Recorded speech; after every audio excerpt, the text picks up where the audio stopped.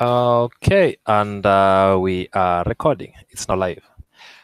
I'll be taking you guys through Rails views, a part of the MVC, Rails model view controller.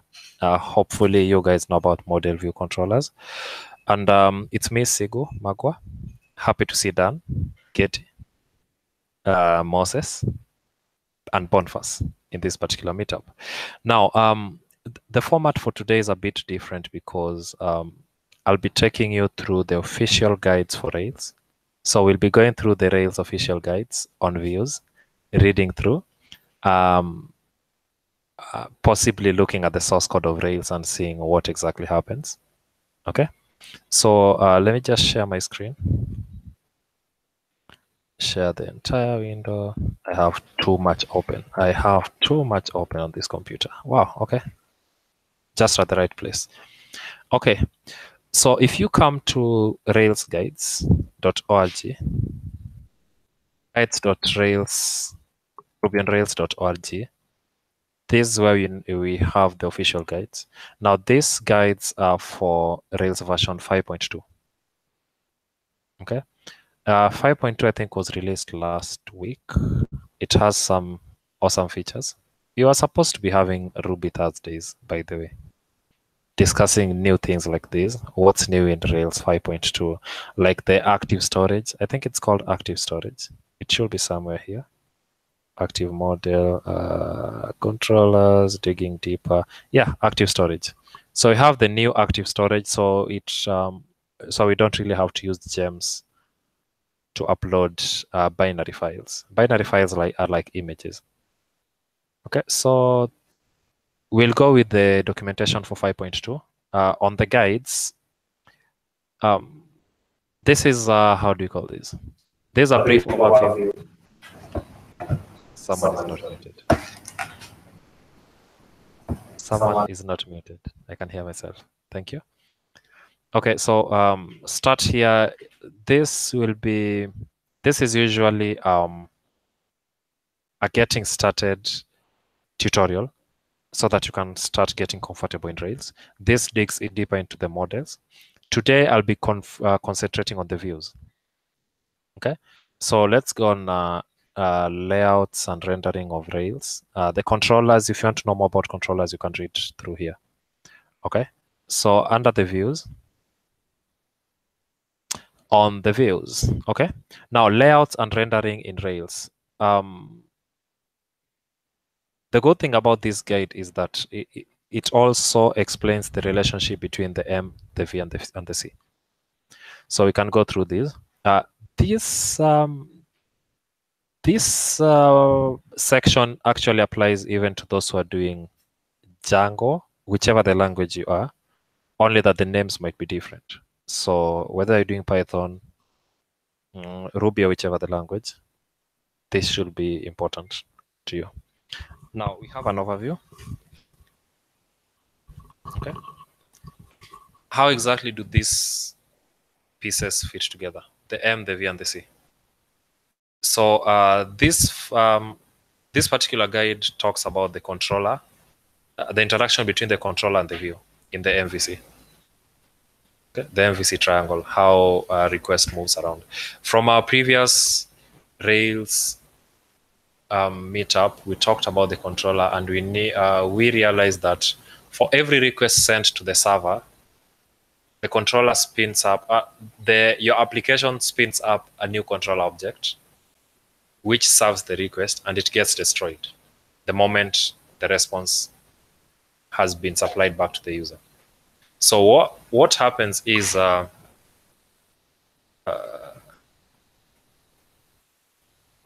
allow me to do this. What happened? So I can start drawing. This is the user on their computer. Okay. They are accessing something on your application.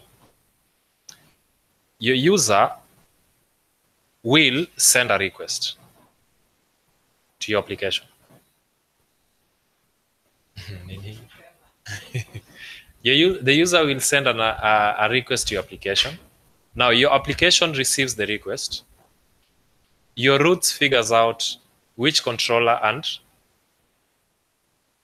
action should handle that. After that, the controller will be created as an object inside your application. This is one request, requesting for a particular resource on your server. Okay. Now, the object for the controller lives as long as the request is available. The moment we have a response, we can do this for the response. The moment we have a response back to the user, the controller object is destroyed. Okay, so we had this object right here. Yellow is not that good. Search. We have not good.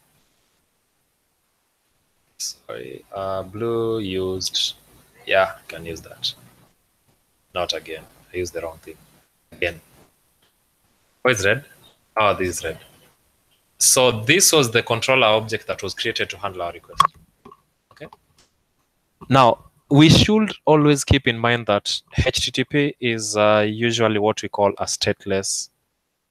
It's called a stateless. Okay, let's not talk about it being stateless. It's a request response thing.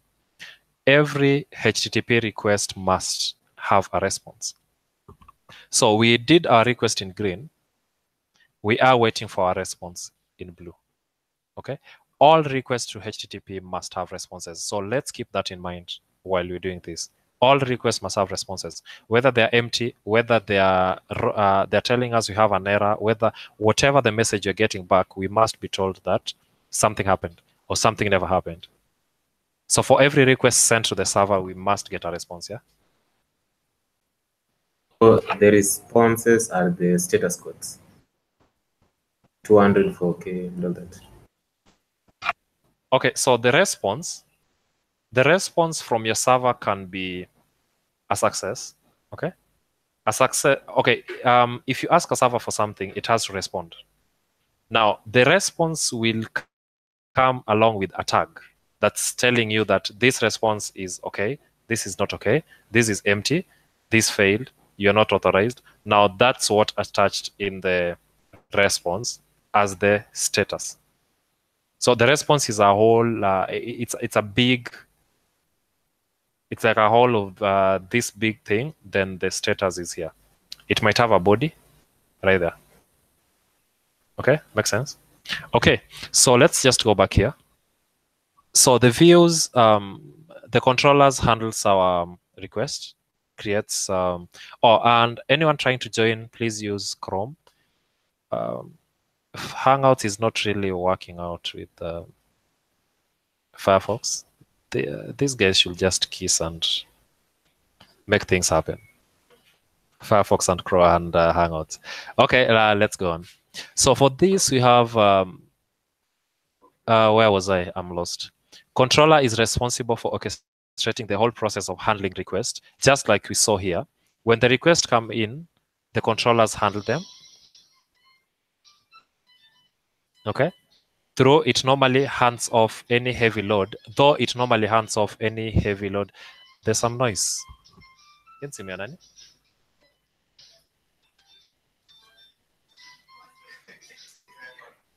Okay, so sometimes when you have so much heavy load, the controller doesn't handle that. It takes it to the model. Let's say you're having an application that searches for movie authors. The moment you get to the controller and you're trying to search for movie authors, it's better to move that to the model to search for the movie author and bring back the response. Okay, so that's what the model does. The controller hands off. Once the model does that, it brings it back to the controller. Then, listen to this.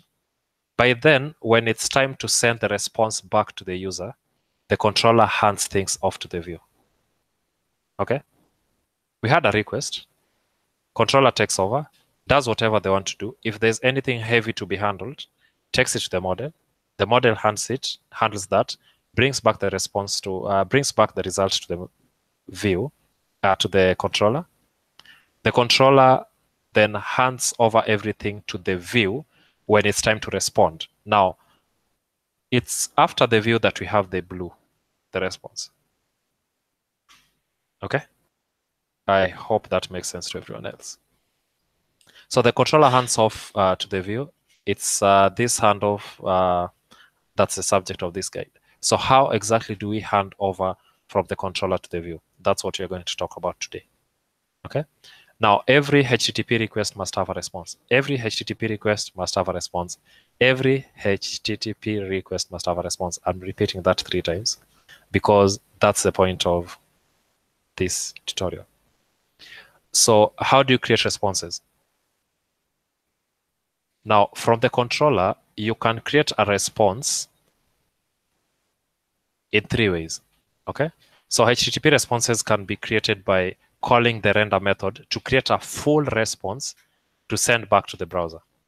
So whenever you call the render method on your controller, you're creating a full response that goes back to the browser. This blue thingy, I should have this. So this is the full response that's been created. You can see it here. Utaweka mbele. Okay. So the render will do that. The redirect to, okay, this redirect is normally a nice, it's a nice concept. So it sends a HTTP redirect status to the browser. If you call head, you're actually responding and saying that something happened, but I don't have data to send back to you. Okay? When you use head, it's saying that something happened, but I don't have any data to send back. Okay? Call create to create a response consisting of solely HTTP headers to send them back to the browser. So let's say you deleted something from the system. Once you delete something from the system, you don't really need a response. You just need to know that it was deleted. You don't need a response back, right? So with that, you can call head. Redirect, render, we talked about that. Now redirect to, this is how redirects work. Whenever you say a browser is redirecting, at any one point when you say a browser is redirecting, this is what happens. I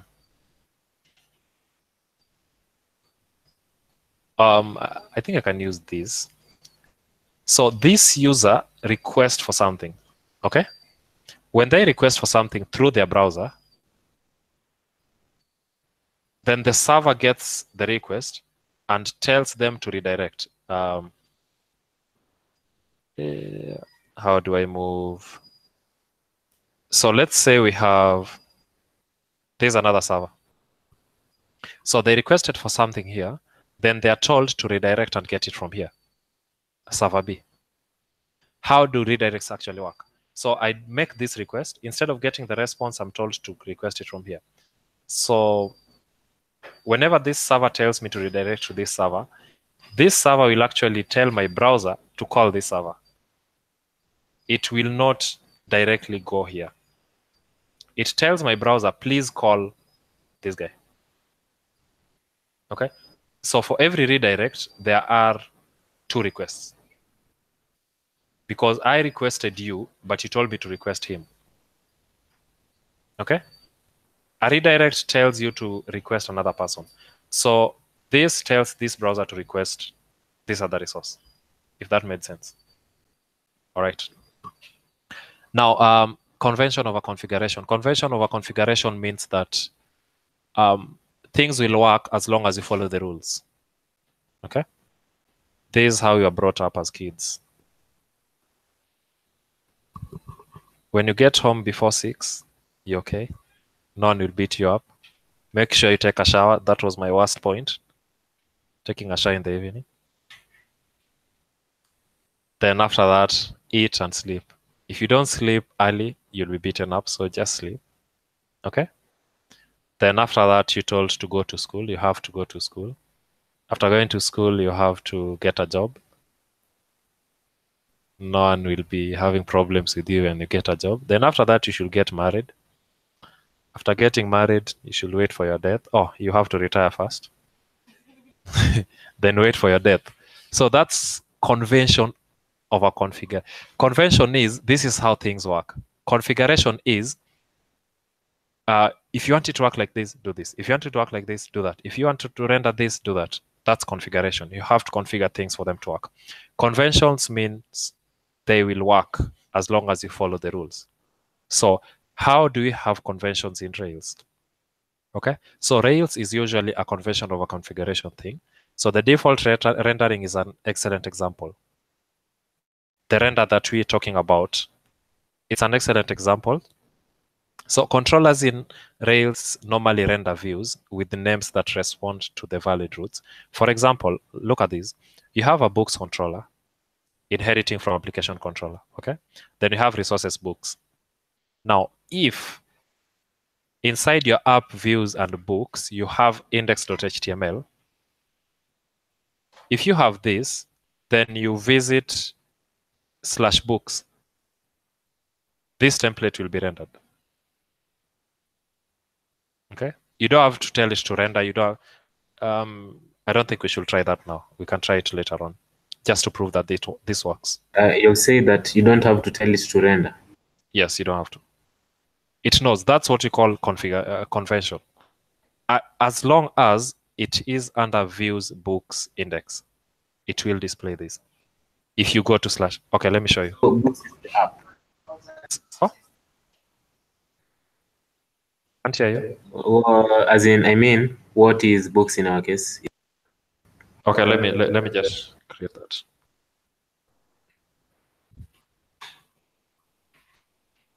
Okay, let me go to get a Rails app. Okay, Rails new book. So our app will be called book. Okay, let me call it my app. Library. Let me call it library. Okay, so it will bundle install. After bundle installing, we can run the app and see what happens. Okay, give it a minute. While it's doing that, we can continue so that we save some little time. Okay, so inside our controller, if we have an action called index, just to make it less boring, we can have an action called index that calls the model and gets all the books and assigns that to this variable. We can now use this variable inside our view right here. Okay, note that you don't have to explicitly render at the end of the index action. So if you just do def index at books, then you don't have to tell it which template to render. It will automatically render the index template without you telling it to render. That's convention. You can tell it to render index, but you don't need to. Okay. The rule is that if you don't explicitly render something at the end of the controller action, whenever you don't say render this, it will automatically look for action name.html.erb. Our action is called index. So it will look for index.html.erb templates inside the controller's view path. Okay. Now, if our controller is the books controller, then this means that inside the views, we have a folder called books because our controller is called books. Now, if we have a file called index.html.erb, it will be rendered here. If we had another action called crafty, then we have a crafty.html.erb. It will automatically be rendered. You don't have to tell it to render. Okay, let's see if this is done. Then that one is actually better than Django in that case. Not really. Some people usually complain about that because it does a lot of things for you, but sometimes you need control over such. So it's all about preference. Yeah. So it's all, I mean, configuration, convention over configuration. Yes. Yeah. So when we start our server, Rails S, we actually won't see anything. I don't expect us to see anything. And if we see anything, this meetup is over. Oh, yeah, we'll see. You're Rails. Sibi, Yes, done. meetup is over. You have seen something. No. Okay, we did not see anything serious. Sawa.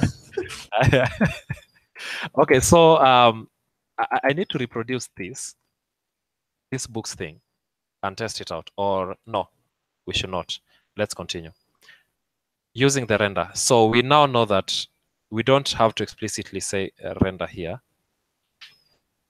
I think the easiest way to do this is to generate, Scaffold. to generate a scaffold. Yes. A scaffold, a book. It's scaffold, or it should be scaffold.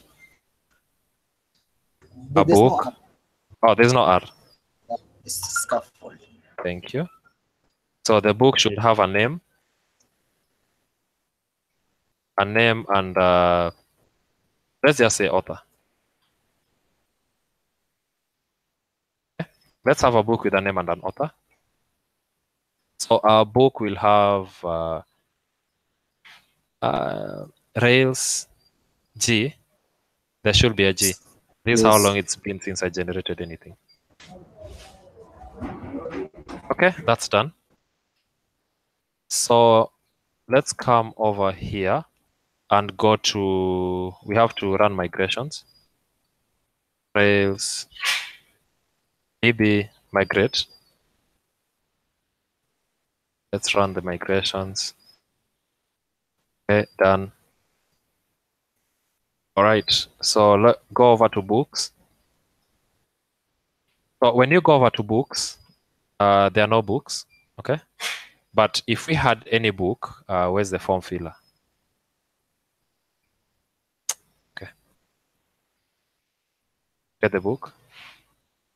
Back, new book. Get the book. So far we have, if you go to books, you'll see that we have 2 books. Okay. None of them make sense, but at least we have 2 books. This, and books. So we have both. Now, if you dig deep into our source code, not deep really, but if you go into our source code and look at how our controller is. This is fun because in our case, what do you have in your models? Because this is what we include in our models: the author, the name. So let me show you how it is. So this is the app, okay? Controllers, then this is the books controller. This is all we have in our books controller at books equal book.all. Goes to the database, gets all our books and renders that. Okay. From here we can edit. Should I try app models books? There's nothing in there. Okay, so we can also edit. What are you supposed to look at? Actually, the controller. Let me just switch the buffer to books controller. Yeah. So that's it. So we have this. We don't have to explicitly tell it to render index. And if we do tell it, yes. You can also show us the migration. Yeah. So if we happen to render index, then it will still work. Okay. But you don't have to. Why is it taking long?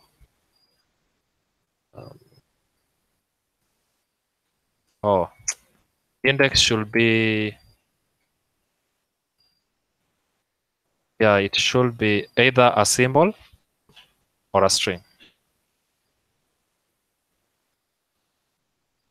It should either be a symbol or a string. So you need to cancel this request and make another request. What on earth is not happening here? So let me check on the network. It's trying to do this. So I have a question. Yes, Crafty. So in Rails, the controller is the one responsible for the database structure. No, not at all. Who is responsible? And it's responsible for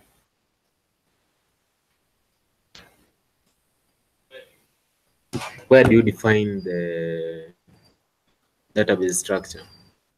To say, let's say you created the app and you never scaffolded. You never scaffolded. I think I can explain that towards the end. Okay. Our servers hang, so You can just continue. Okay. Okay, so let's continue. You've seen that you need to do, once you do this, then if you check inside books and index, then it will automatically render index. Okay. Now, using the render keyword, in most cases, the action controller base render method. So we have this. Previously, we digged into the source code and saw where render is coming. Was it render really? Not render. There are some methods that we saw where they're coming from. So today we can check on the API for render and see what it is. So we can go to, is it API? API.rubyonrails.org and see how the render method works. Okay, render, here it is. I think so, hopefully, yeah. Normalizes arguments and delegates render to body, delegates render to body and sticks the result in response here. Render to body, performs the actual template rendering. So the render takes all the arguments that it has. Normalization is making it in a format that is HTML friendly, let's say. Okay. Then after that, then delegates to render to body and sticks the results into the response body. So whatever it takes, whatever it gets, it normalizes it after the normalization. What's usually database normalization? At what point do we talk about normalization? Okay, let's have this. Huh?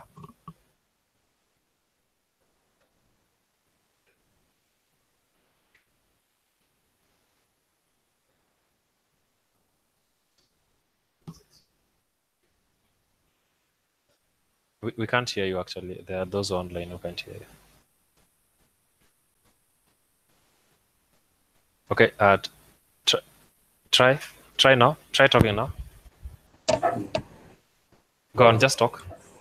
Just talk. Okay, so when you're talking about normalization, this is when We can hear you actually. We cannot hear you now. Okay, let's continue. Okay, now I can. Thank you. So, again, normalization is this process of removing, or rather, just taking care of redundant data within the tables. So, for instance, example, if you are having a students table, teachers table, and then there are specific fields which are being shared across these tables, and maybe you're trying to do a join, or rather you want specific data while combining all these data sets from different tables. What you do is you have to normalize. There is the first normal form, second, third. That should be okay. So you reduce them by that until you reach the clean data, which you can use for maybe the purpose that you necessarily need. Yeah. Okay, thank you. I understood 2% of what you said. Thank you very much. So let's look at the source code for that on GitHub. So this is what render does, sticks the results of this into the body, okay? So it takes in some arguments and a block, possibly. So if you render and pass in a block, it will take that block and yield it somewhere. So it takes that and normalizes the render. Normalize render takes in everything, takes in whatever it had. Oh, it's probably not clear for someone else. Normalize render takes in the arguments and the block, normalizes it, then renders render to body with the options, which are right here. Okay. So this is how it looks like inside the Rails source code. This is the official Rails source code that does that. This is inside, what is this? Abstract controller. This is inside abstract controller. The module is called rendering, blah, blah, blah, blah, blah, blah. Okay, too much information. But again, we know that the render method can take in many options, and the many options are taken in as args. Okay. So scroll down. Rendering action on this. Now, if you want to render a view that corresponds to different template in the same controller, in our case, if you render from within index, it will render the index template. Now, update is when you want to update some user's information. There is no update template. So what happens after our update? Which template should we render? Now, in this case, we're getting the book from the database. Now, if the book updates, then redirect to book. From what we discussed, redirect to book, what it does is, here you are, okay? You send a request to update something. After you update something, the app requests your browser to request for another page, okay? Now, we can see that here. Where's our app? It up. Yes, gracefully stopping. There you go. So let's just remove our front here.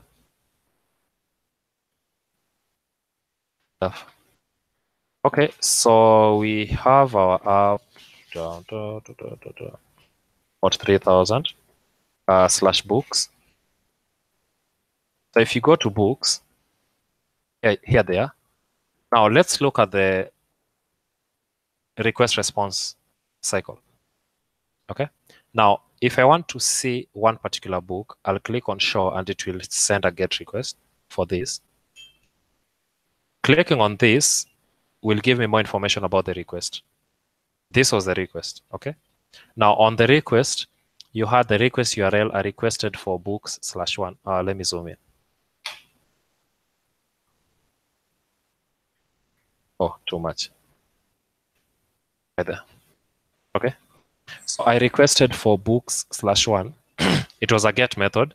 The remote address that requested was this. Okay. These are headers, HTTP headers, which I don't think are important to us right now. Cookies and the parameters, we didn't pass in any params, so we don't expect. What is our response? So this is our response, the preview of our response, which you can do that. But this is the response that we had. A preview of the response is right here, which is the same as this. So what comes back is the HTML. This is usually attached to the body by render. Where's that? So rendered body does this, options HTML, then response body will attach this content. Where are we? It will attach this content to our body. Okay? So our response will have this as the body, and the browser will know that I'm supposed to look at the body as my response. So the response body is what's rendered on our page. Now, I was going to discuss about redirect. So for update, for example, it will go and find the book that we're trying to update. It will update it. When it's successful, then it will redirect. For us to update, we have to get this, then edit. Okay. Now, let's edit something on this and click on update. I'll clear this just so that we see how many requests we'll get after update. Okay. Now I'll click on update book.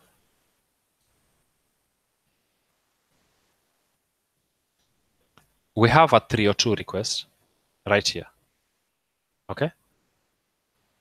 So this request was a post request. It of course has some params because we had the parameters that we're passing in back to the server. So the params are here. The details that we are trying to update, those are the params. So from the headers, we had the post. The post goes through, then our browser tells our app tells our browser to request for something else. Okay, redirect to. It tells it to request for something else. This is what happens here. I did not request for books 1. Okay. Okay. Let me go back to the server logs and show you. Now, whenever you're working with Rails, every space shows a request. Okay. So at this point, we started a patch request up to here, then completed to 302 found. I'll clear this. I'll clear this up and make another request. Edit. Okay.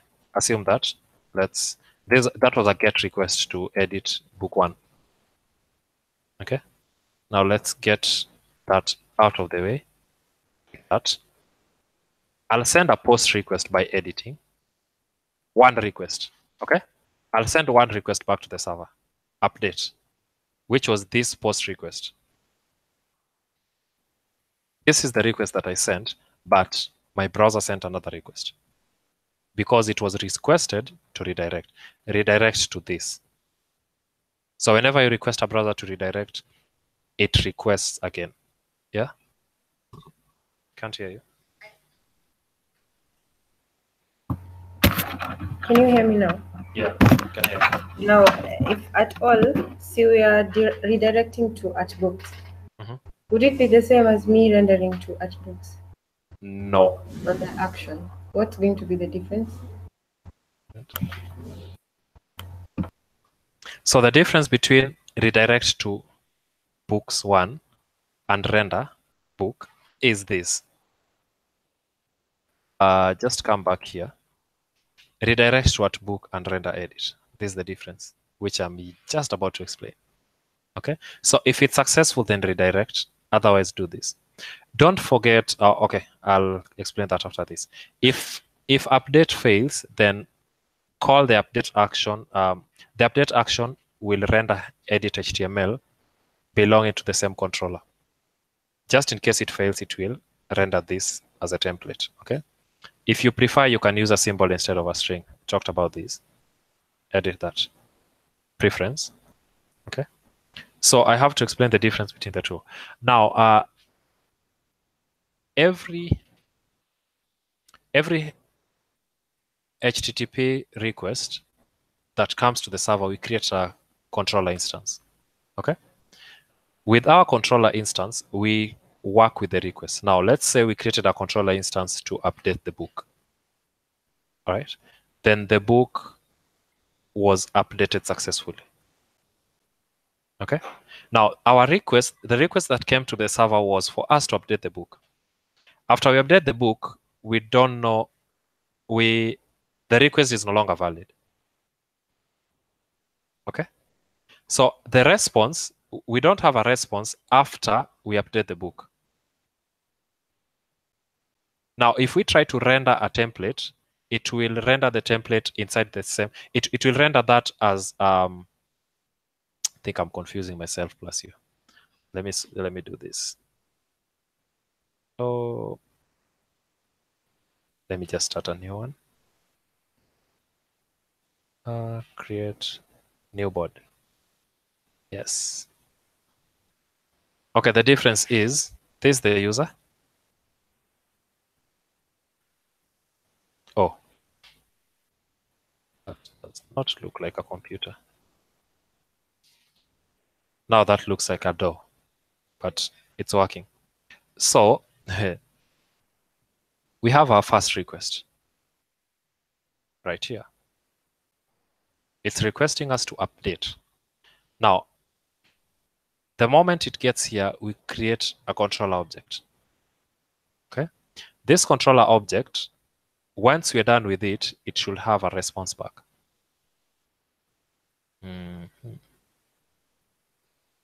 It should have that. Okay. Now, the reason we are doing a 302 here is that we need to get the book from the database. For us to get the book from the database, we need to query for it. Okay. Get its details, then bring back the result. We can't do that in the same, where's the code? Right here. If we try to render edit, then it will render edit within the same request. If we redirect, then it creates another request to request for the book now. If we try to render, then it will not render. It will treat it as the same request, this same request. Now, redirect works like this. If this is a redirect, then we make another request now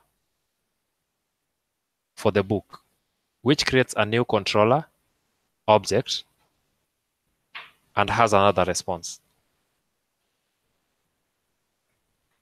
So if you try to render edit here, it will fail because what edit does, let me see. Let me show you how edit looks like.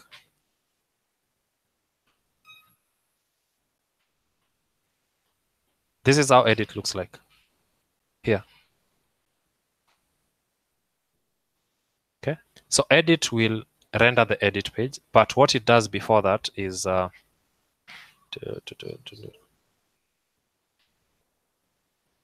it doesn't take any argument. So it sets the book. So it will find, oh, sorry. I'm assuming that we know what you're doing. So before action is actually something that happens before every of this. So before any of this happens, then we need to set the book for show, edit, update, and destroy. Okay? Before action, before we index is not in the list. So before we show, we need to call the method setBook. Before we edit, we need to call the method setBook. So these are repetitive methods that are shared amongst actions, control actions. Okay? All right, so this is what it does. What setBook does is that it goes to the database and gets the book, assigns it to this. Yeah, now don't forget that instance variables for every request. Okay, we create control objects with instance variables, right? After every request, then the object is destroyed, plus all the instance variables. Now, whatever was created here will be destroyed. The art book that is created here. Now look at this. If we render edit here, where is that? If we render edit here, then art book will be this that we found on the database that is not updated. Okay. If we redirect, then it means that we are creating a totally new request for the updated book.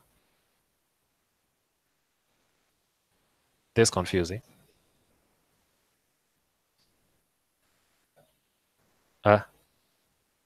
Art book? No, it redirects to this. If it updates, then it will redirect to that particular book. And that's what we saw. Yeah. Okay, so we can continue.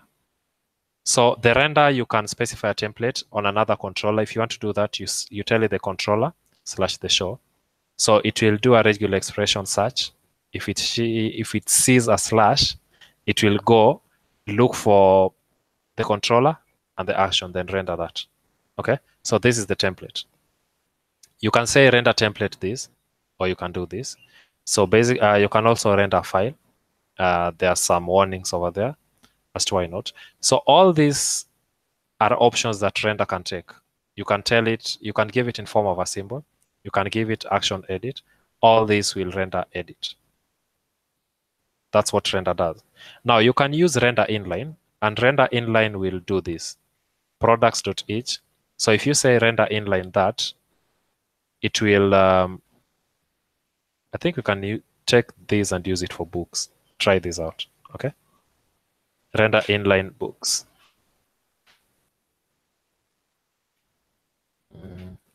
Index. Right here, then render.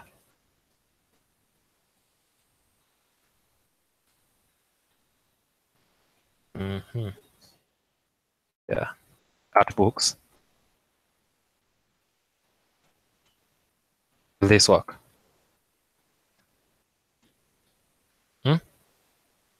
Yeah, this is end for, we actually are supposed to have, oh no.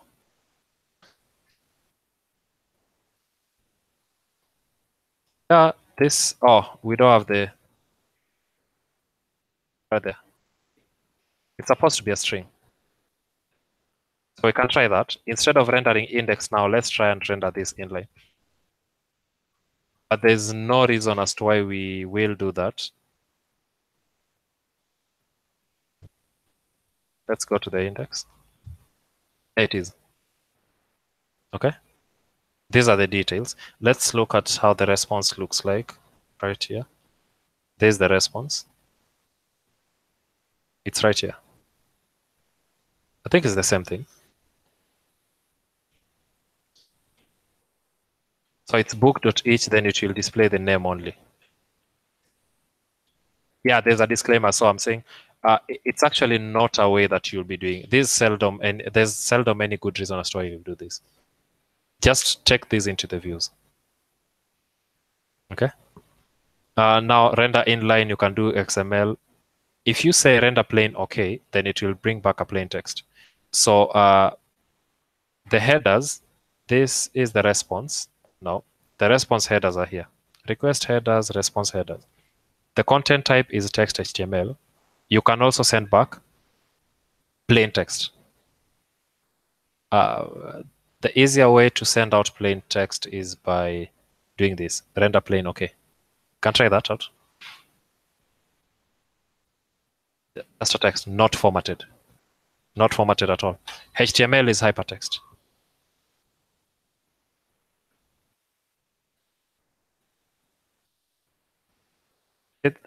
Should it be this?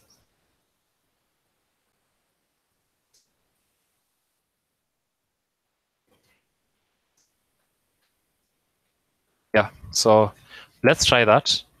What happens when you come here? It's haha, not formatted at all. Let's look at the request. It's a text plain content type. Okay. So let's go on. I plan to cover so much more than this, but it seems like time is running out. Rendering HTML, you can send HTML string back to the browser using HTML options render. I don't think we need that.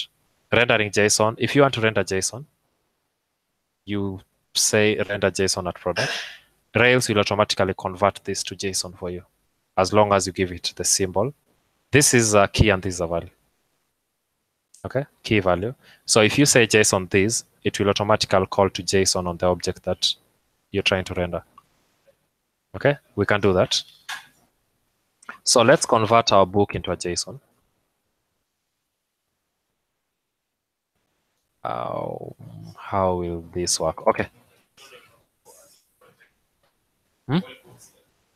Yeah, that's what I'm trying to do. Okay, let's do that. Try that. Yep, and we have our JSON response right here. If you see, this is the raw data. This is how it looks like. These are the headers. Okay, so you can also decide to inspect here. Then the content type is application JSON. All this is set for you by the render method. It knows the content type. It will set the headers for you, the e tags and the whatever's for you. XML. Let's try XML. Let's have fun.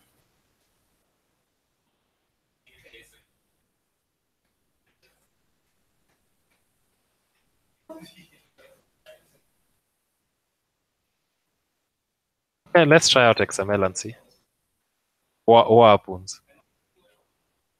Oh, ugly shit. This is ugly. But again, let's see.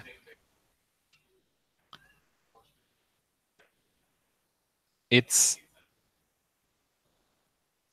is Firefox trying to render it. So let's look at the raw version. So it's of content type XML. The response is right here. This is it. By the way, it is the book object. So can we render the book? No, that won't work.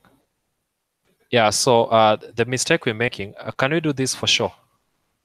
So that we can show one book.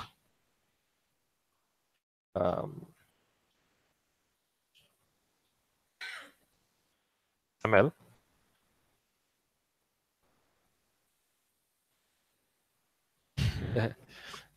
We sure we have ID1, so we can do that.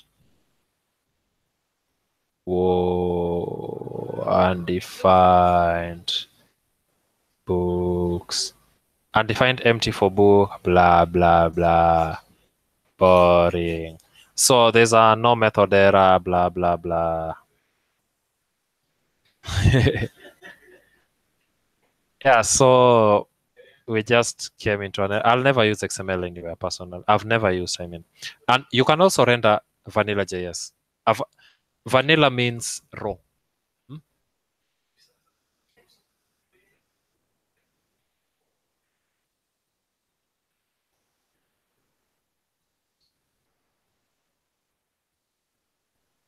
Yeah, but so far I've been lucky.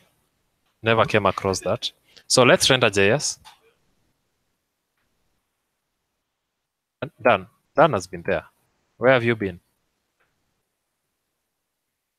Oh, we can render JS. How do you do that? Okay.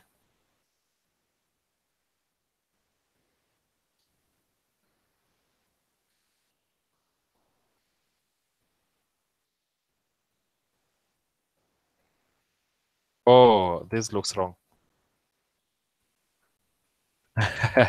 Oh, it should be getty. I see. Okay, who can guess what will happen?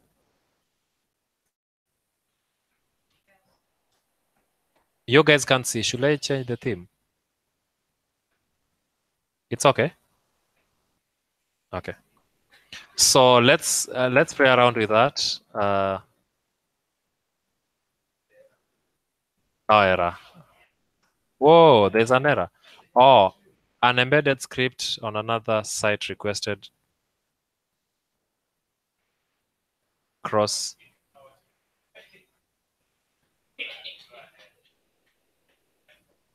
Wait. Go ahead and disable forgery protection on this action to permit cross JavaScript embedding. Yeah, let's look at where that is. Is it usually at the application? Is it layouts? Where's the forgery thing? Here it is.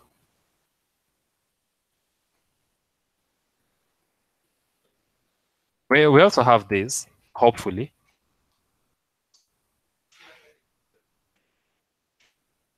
It's not that.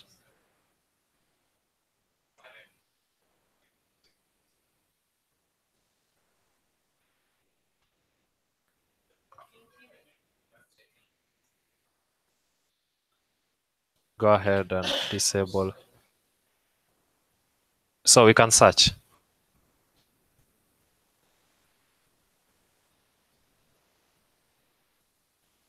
Mm-hmm.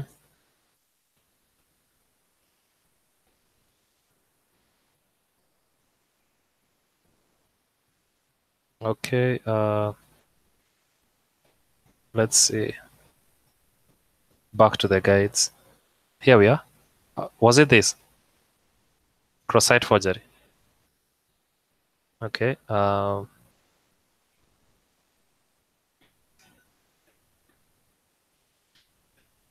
how do you disable this? I really need to know.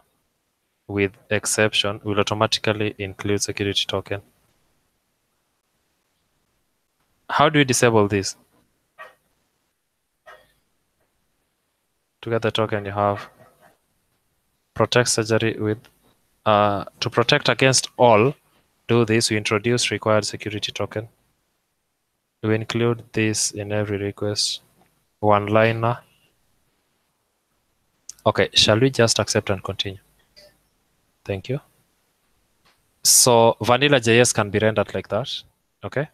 Now you can render raw body. What did it mean? You can send back raw data to your browser without setting the content type. Can you try this out? Looks fun. So for every response that we had at least some content type. Okay. Even this, I think this is HTML. Yeah, this is HTML content type. So what happens? And let me switch my buffer to the next one. No, buffer, top, controller. Paste that. Where? On the JS thing.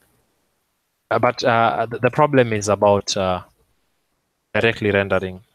Yeah. So let's see raw. Yes. It's talking about plain. The response is raw.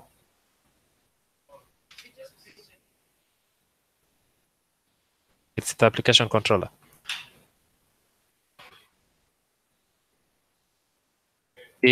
App controllers, application controller. Yeah, comment this out. Then we can go back to, where's that buffer? There you are. Redo. How was that? Render JS, alert.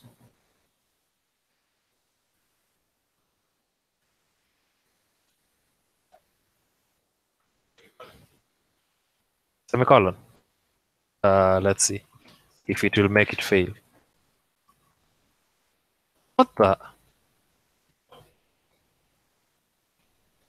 Multiple. Oh, we've called render multiple times.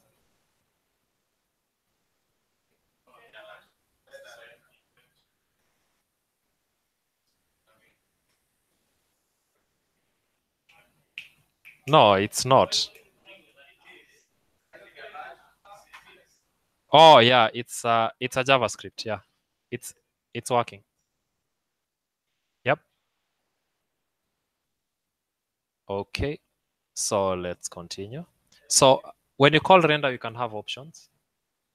You can have options. You can tell it the content type, it's JS or whatever. You can use layouts. Okay. You can tell it where to get it from. You can give it the status. So currently the status that we have for successes is 200. Can you give it status 201 and see?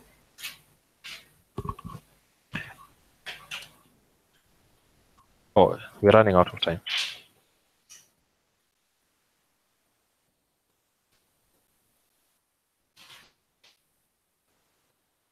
So 201, I think this will not be there, probably. I'm not sure. Oh, it's still there, but the status is 201.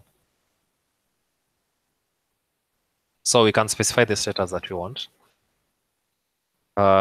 Moving fast. How do you? There's a whole discussion of status here. Right here.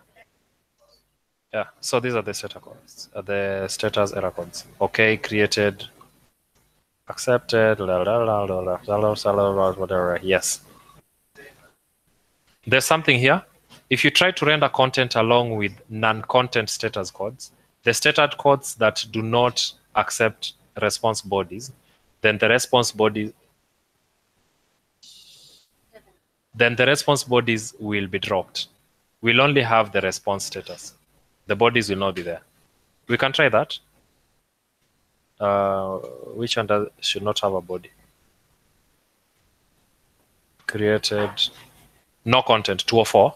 So let's try 204 and see if we'll still have the body right here. Okay.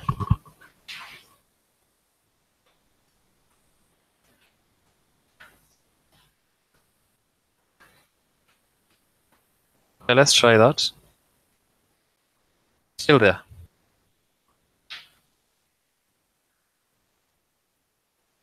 Without content type. Are you sure it's still there?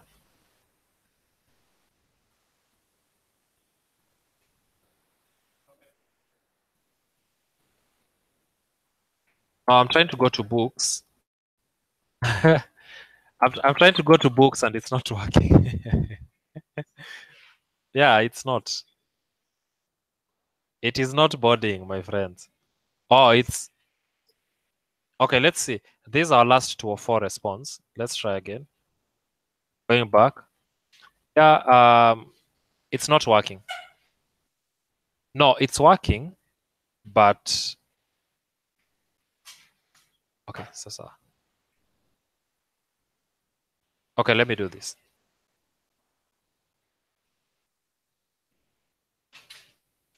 Okay, I can be here, then I can try go to that page, to the books. I think it will come back to editing book because we don't have a response body that can be displayed on the HTML, but the response is right here. How about? It won't because we were testing this, the fact that if you try to render content with non-content status codes, any of these, then the body will be dropped. Yes, that's what we're trying out. Yeah. So let's try this. Yeah, so the body was dropped, but we have our 204 right here. Okay.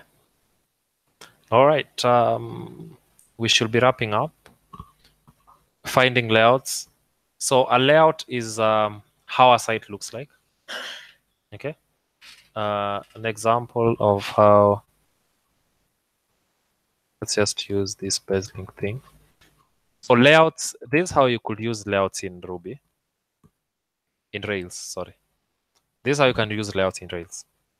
So you'll realize that you have this top bar, this navigation, then contact us and the map. It is repeated across all the pages. These, contact us and that.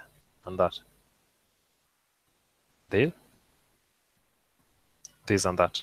Okay. Then you have this and that. So we can have a layout that defines this and that. Then we have this content varying for every page. That's what layouts do. Okay. So we can have one layout for that. Another example of a layout that we can have, check inside placement consultancy or come back home. Okay. Now the structure of home is that we have some slider, our services and all these. If you check on general supplies, we have this section, including the others. Then you also have this section, including the others that we talked about before. Resource center, this section. So it's like all these have this section. So you can have a layout that contains this section up to this point and this section up to this point.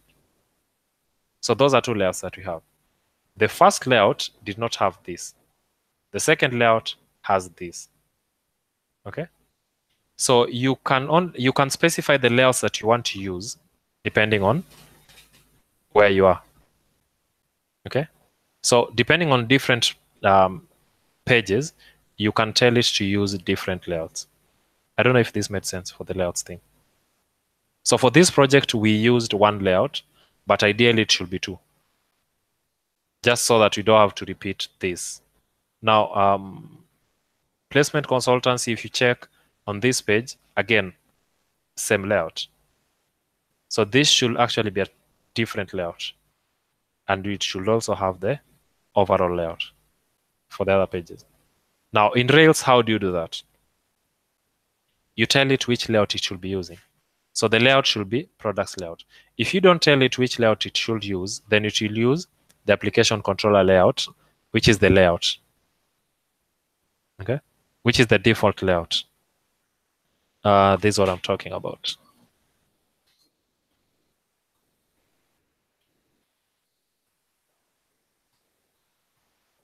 Yeah.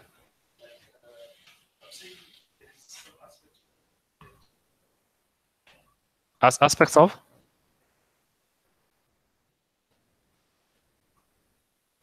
Where? Here.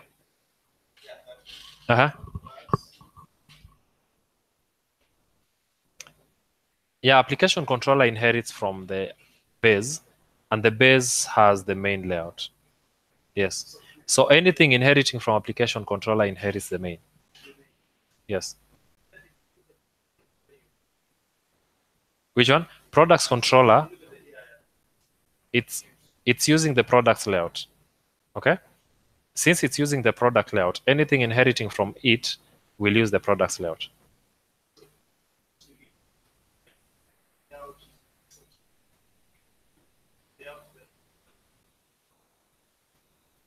Layout.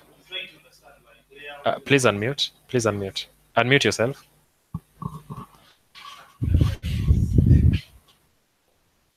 Please unmute yourself. We should be wrapping up in like 2 minutes. Okay, seems I was muted. So when you look at that, the class, then there is now the inheritance. After that, there is now the layout, which is being defined to be used in this instance. So my question is it, just trying to understand, is it like kind of a dictionary, like layout, then there is this full column, then product layout, or? Okay, I'll take you back.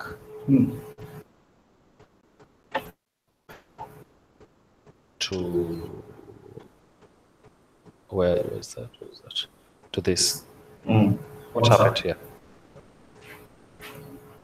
Please mute. Mute.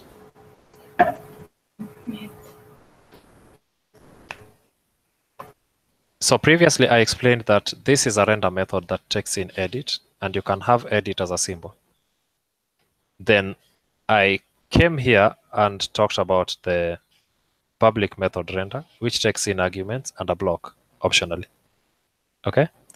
This method normalizes arguments, okay, then calls render to body. Then we digged into its source code by clicking on this. It opens this for you. Then you'll find out that there's a render method that does exactly that. Calls normalize render and that. So this is a method call with arguments. That's what's happening here. Okay, this is a method definition. In Ruby, this is a method definition. In Ruby, this is a method call, but this time around we have the parentheses. In Ruby, this is a method call without parentheses. Okay. In Ruby, this is a method call without parentheses, and this is a symbol. Yes. So if you prefer, you can use a symbol instead of a string to specify actions to render. So instead of using this, you can use this. So this is a symbol or a string. Either way, it works out. Now, coming to your question, layout is a method that takes in the template that you want to use as a layout. And that is what it uses to render the show for products. Okay. All right. So I think I'll have to stop it at that. Yeah, because we are way past time. Okay. Wow. Thank you for the session. Thank you, Daniel. So we are discussing our next session the next 2 weeks. Okay. Yeah. So which will be on after second. What will this be? Okay. After second, yeah, on 9th. On 9th, what should be our topic of discussion in Rails? Should we continue with this? What? Okay, so we can continue with this on second and talk about everything inside here. Okay, on second. Next week, what are you doing in Ruby? Modules. So next week we have a Ruby meetup, same time. We'll be talking about modules. We usually alternate between Ruby and Rails, Ruby and Rails. So next week we'll be doing Ruby, talking about modules in Ruby. The other week we'll be continuing with this. That will be on 9th. We'll be continuing with the conversation on the views in Rails. Okay. Yeah, sawa. Okay. So thanks, guys. It was awesome having you guys around. I didn't check the chats. Is there anything that needs my attention there? Okay. I wanted to vanish. Okay, no worries. See you later. Okay, bye, guys. Bye. Bye. Bye. I